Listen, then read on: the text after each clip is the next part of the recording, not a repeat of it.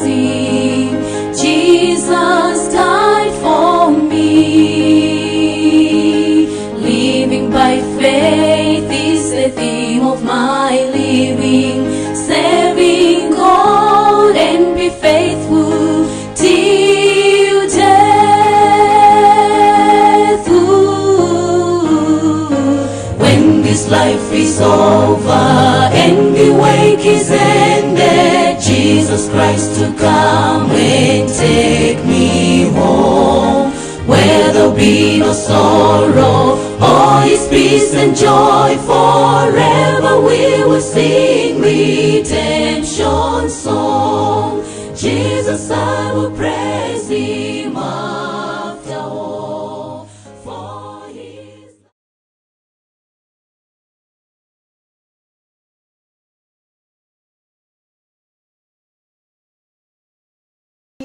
now under your wings, cover me within your mighty hand. When the oceans rise and thunders roll, I will song with you about the storm. Father, you are King over the floods. I will be still and know you are God. Find rest, my soul, in Christ the Lord. Know his path in quietness and trust. When the oceans rise and thunders roll, I will song with you about the storm. Father, you are King over the floods. I will be still and know you are God. When the oceans rise and thunders roll, I will soar with you about the storm. Father, you are King over the floods. I will be still and know you are God.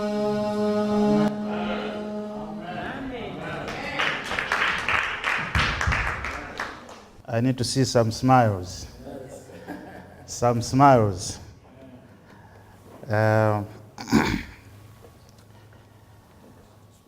If you ask my mood this afternoon, sorry, I'm a bit confused on time.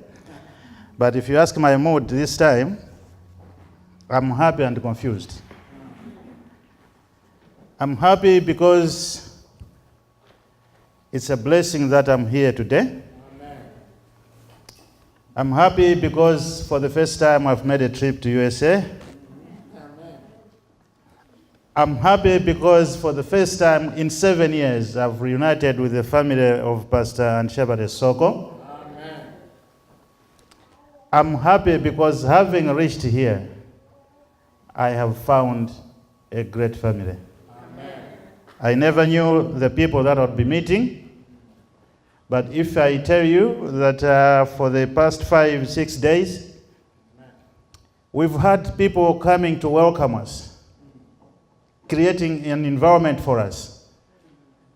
We've not missed home. We are feeling to be home. And some of those that have come to welcome us have actually surprised me, because I never knew they were here. The first to welcome us was Pastor, whom just a few months back we were together in Lilongwe. So I was really surprised that he's here. I felt home. Then we had another pastor coming to welcome us. I didn't know who he was until we had a word or two. So in our chat, I was asking him, I was probing a bit, so where were you ministering in Malawi?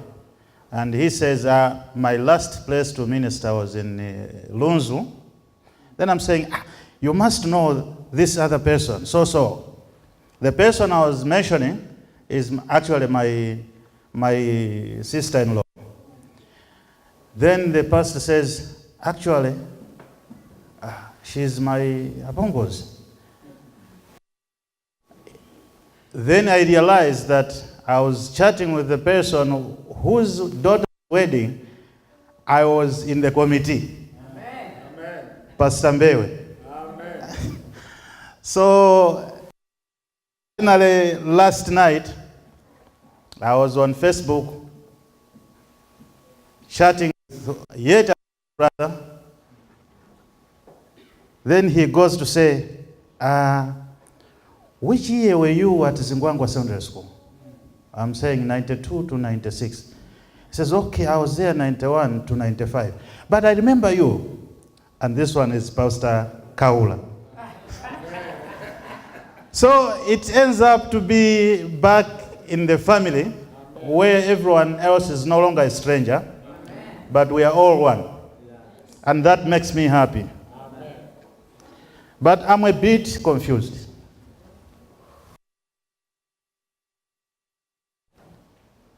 And I'm intimidated. Because all these people that I have boasted about, they happen to be pastors. So I'm here to preach to the pastors. And that is not an easy task to do. But nevertheless, I believe that I'm not here by accident. It's God's plan that I will be here today. So I'm sure there is a message that God wants to convey to his people, and he is only using me to pass through the message. Amen? Amen. It's a short message, but I'm sure even a single verse in the Bible is enough to bring salvation to someone. Amen. As you might have heard, we are dwelling our message today from the book of Luke, chapter 19, and we'll focus our message from verse 1 up to verse 10. This is the passage in the book that shows us an encounter between the worst person, the most condemned person, who got an immediate salvation. We are looking at the reading about a story of a man called Zacchaeus, who the Bible describes perfectly, because the Bible is describing Zacchaeus in his physical being. He's also describing Zacchaeus with his economic status. He's describing Zacchaeus with his social presence. This is a description that is very exceptional compared to other descriptions that we have seen in the Bible. I was trying to search around where the Bible describes somebody, whether he was tall or short, whether he was light-skinned or dark-skinned, whether he was a white person or a black person, whether he was Indian or a woman, whether a boy or a girl. But we are seeing on Luke chapter 19, precisely verse 2, where they say, and he was rich. And verse 3, it goes on to say, he sought to see who Jesus was, but could not because of the crowd, for he was of short stature. I'm beginning to think if Jesus had the similar description, today we would have a confusing state. We would have a confusing environment. Because if Jesus was described as a white person, black people would have felt not worthy to get closer to Jesus. If Jesus was described as African, Westerners could have felt not really associated to Jesus. If Jesus was described as a long-bearded person, we could not have been shaving today. So we are seeing a description of a man in the Bible which is precise and exceptional. It's scarce, it's not what we found elsewhere in the Bible.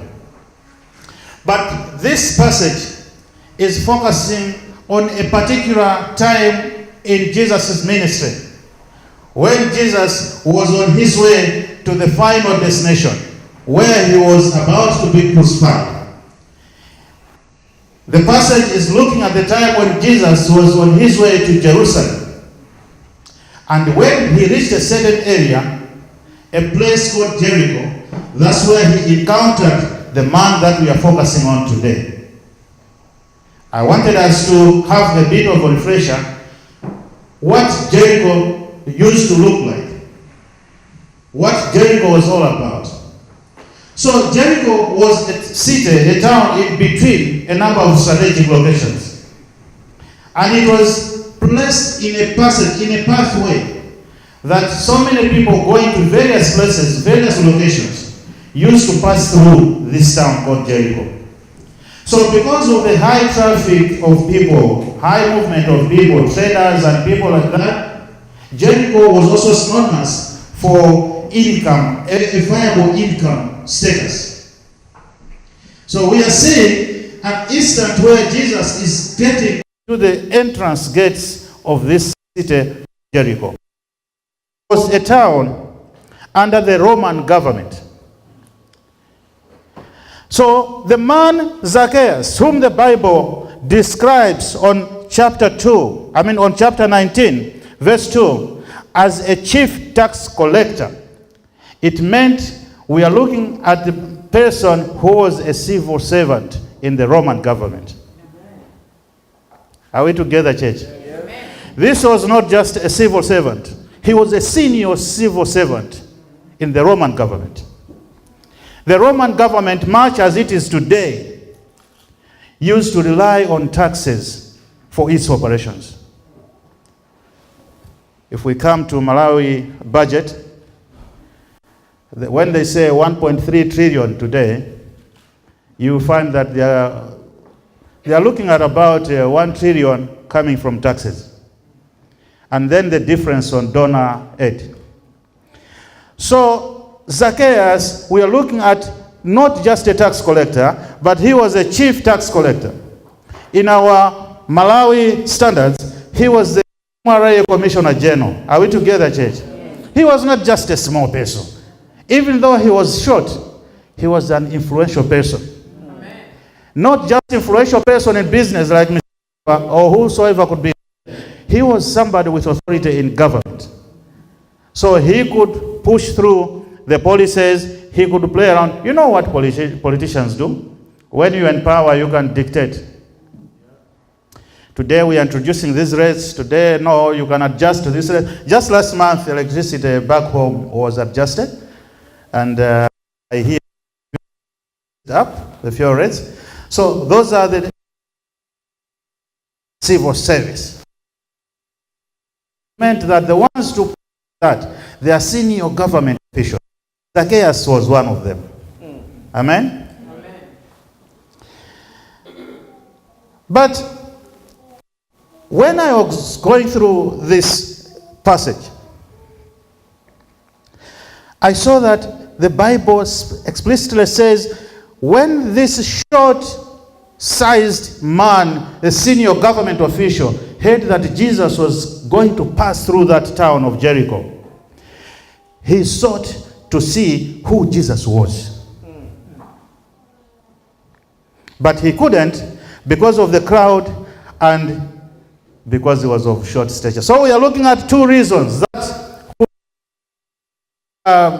Zacchaeus' ability to achieve his dream of seeing who Jesus was. The first one is the crowd. The second is a short stature. So there was a condition blocking Zacchaeus' need. There was a condition that was retarding Zacchaeus to achieve his dream of seeing who Jesus was. Brothers and sisters, Zacchaeus could have been rich, but had shortfalls that could block his quest to see who Jesus was. In you and me today, we can be rich, but without children. Amen? We can be rich, but with a lot of conflict amidst us. You see our brothers in Syria, and other places. There are people who are rich, but no peace. You can be rich, but with death-threatening cancer, HIV, and any other ailments. Those are some of the things that keep delaying us, pulling us back from seeing who Jesus is. Amen? We can be rich, but without love. So, when he sought to see who Jesus was, but could not because of the crowd, then I stopped. I said, which crowd was this one? So Zacchaeus, an influential person, I'm just trying to think, if our economic minister was approaching the crowd, would it not be possible that the crowd could pave way for him? Yeah. Because he is an influential person. He was a correct person in his society. Amen. So on verse 3, the Bible says, on verse 4, having realized that he was of short stature, and the crowd could not allow him to get through to see Jesus, he ran ahead and climbed up into a sycamore tree to see him. So, I don't know, but Pastor Soko, you are not yet a top civil servant, but can you run out there like a mad person, wanting to see who Jesus is? You see, sometimes when we read the Bible just in literal understanding, we don't really dwell to try to understand, try to put ourselves in somebody's shoes. Who had authority here? But because he had the deepest feeling to see someone, he chose to take pride away. So he could run, we don't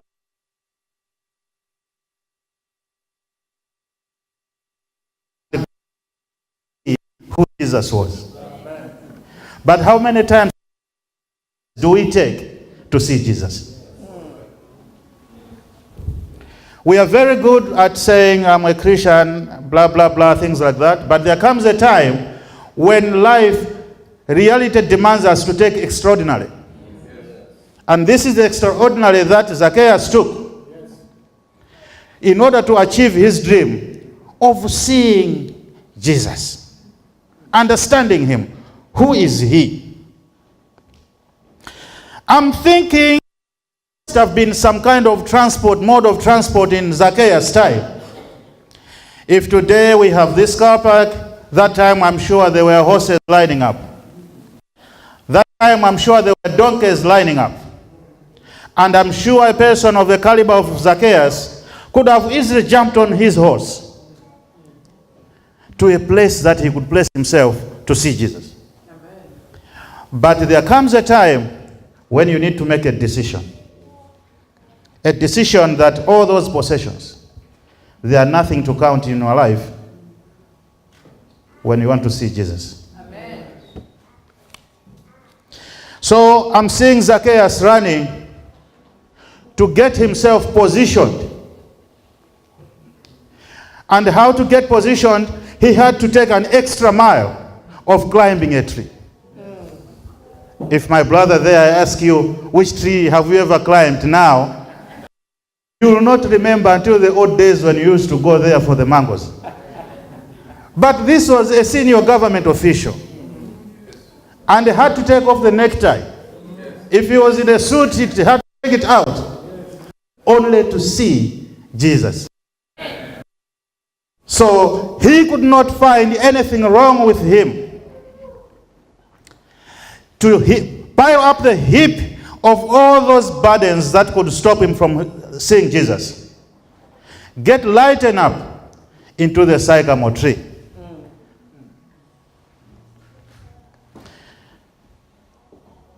So he ran ahead and climbed up into a sycamore tree to see him, for he was going to pass that way.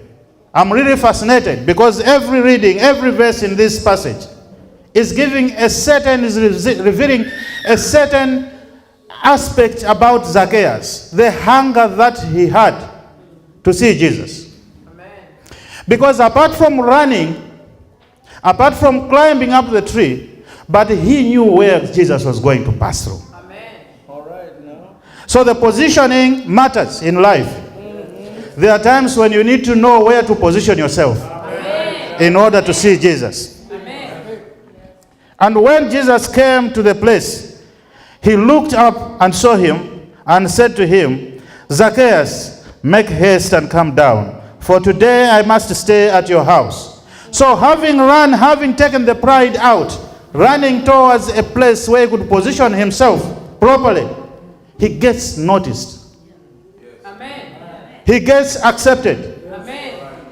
This condemned person who had been blocked by the crowd finds someone who could have confidence in him. Amen. But it all depended on the sacrifice that Zacchaeus had taken. Amen. So without taking that sacrifice, he wouldn't have been noticed.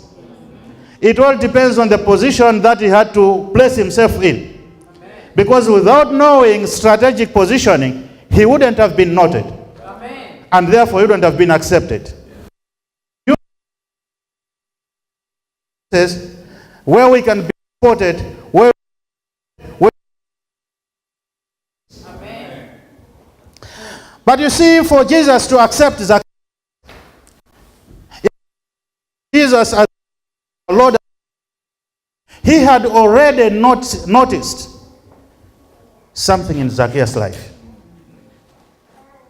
He had already noted there is somebody out there looking for me. And sees your effort, sees your commitment, look for him, he will mention you by your name. That's what Jesus comes to say, Zacchaeus, make haste.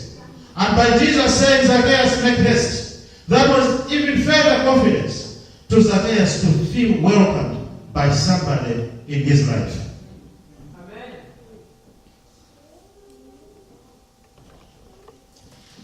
So he made haste and come down and received him joyfully.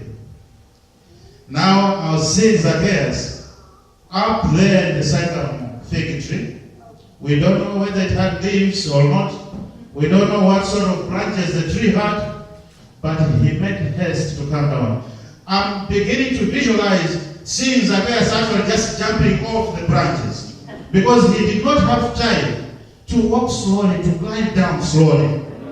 When you're called by Jesus, there is no time for you to walk in a catwalk and then present yourself as if you're in a fashion display.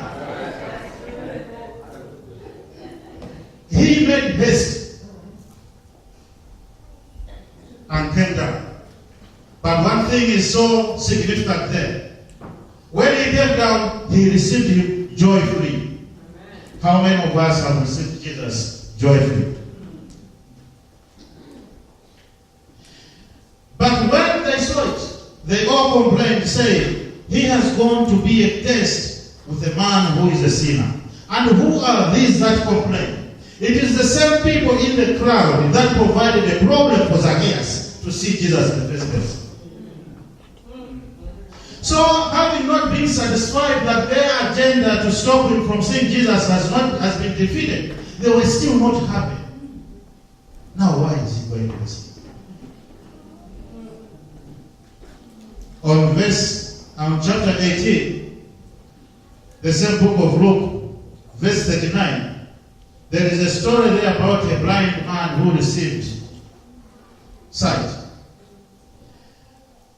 The story has got a passage, that's got a verse on verse 39. It says, then those who went before warned him that he should be quiet. But he cried out all the more, Son of David, have mercy on me. You see, this is the same group that was still in company of Jesus going into Jericho. This is the same group that betrayed Zacchaeus from achieving his dream. Amen.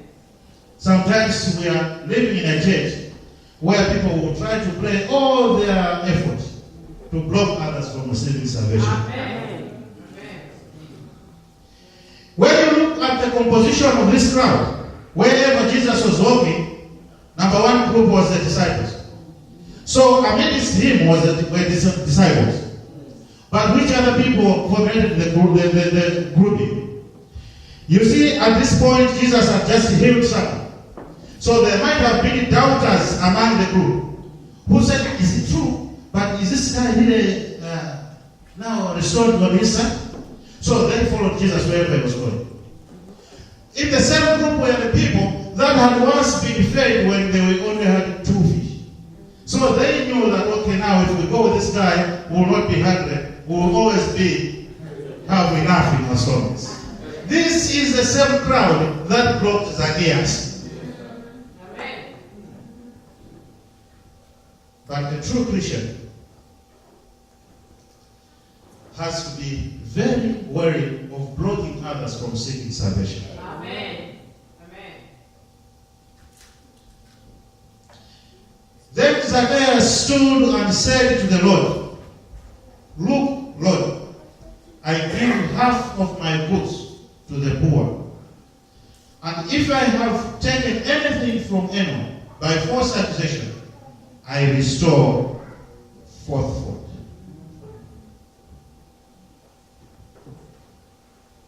You see, the book of Luke surprises me because before encountering Zacchaeus, who is described to be rich, Jesus had just encountered another rich person who was a young ruler. Before reaching Jericho, on the same way, Jesus first met one rich young ruler who went to him and asked him, Teacher, good teacher, what do I need to do to be saved? Then Jesus reminded him about the commandments. But this young ruler, with pride, said, I manage all those. Then Jesus told him, go and give all your wealth to the poor. Then follow me. Upon saying this, the Bible says, the rich young ruler was very disappointed. So here we are seeing his counterpart, another rich person, whom without being asked is committing with a self-conviction and giving to the poor. You see what one thing that has always made me a bit concerned is how we Christians tend to take the condemnation or to condemn others. Because when the rich young ruler got disappointed for being advised to dispose of all his wealth, Jesus proceeded to say, I tell you that it's very hard for a rich person to enter heaven. Are we together, church? And in our community, especially back home where we're coming from, the norm is that all rich people will not get to heaven. Amen? Amen. When they see you people, guys, coming to America or going to other Western places, they come to rebuke, they go gossiping, they talk a lot of things. You see now, they've abandoned their calling. They have abandoned their role in the community. You get condemnation because of a certain status and misinterpretation of the scripture. But just a short passage to come, Jesus is showing us that such status of ours is not the only basis for us to get to heaven or to hell. Because Zacchaeus, another rich person, unlike the rich young ruler, managed to get instant salvation. So in verse 8, then Zacchaeus stood and said to the Lord, "Look, Lord, I give half of my goods to the poor. And if I've taken anything from anyone by false accusation, I restore fourfold." I'm seeing Zacchaeus making a conviction, a self-conviction about his life. I'm seeing Zacchaeus accepting a certain wrongful status that he had, which could not save him. But how many of us are always willing to accept the wrong that we have done? We see time and time again that a husband wouldn't easily accept to his wife, and also there as well. I see time and time again that a parent wouldn't at some point have a sincere chat with his children to say, "Oh, children, sorry, I think here I was misled." That's the spirit that Zacchaeus had to hit down under the tree. When he took off all the pride because of his encountering with Jesus. And Jesus said to him, "Today salvation has come to this house because he also is a son of Abraham."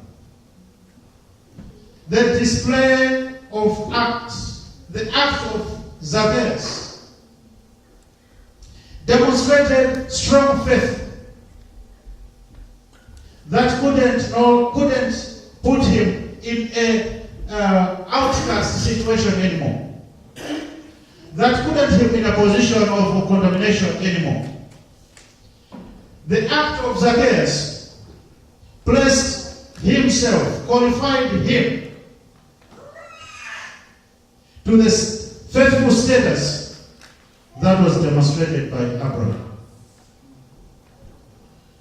I want to encourage each one of us today that regardless of the sins, regardless of our sinful nature, regardless of our weakness, nobody is beyond grace.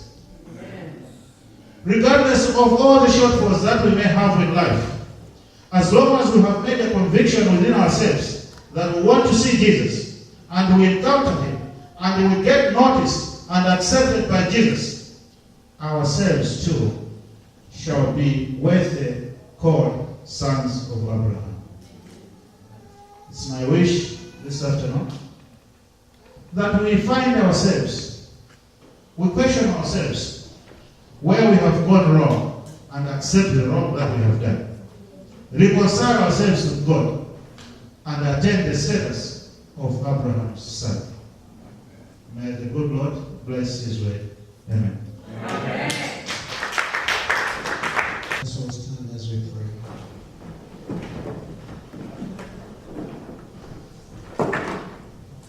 Our gracious and loving Father, we come to you this time just to praise your name because of the timely message that we have heard. Let this message do something in your hearts. Lord, you cannot send an angel direct to us, but through these preachers, especially the message of today,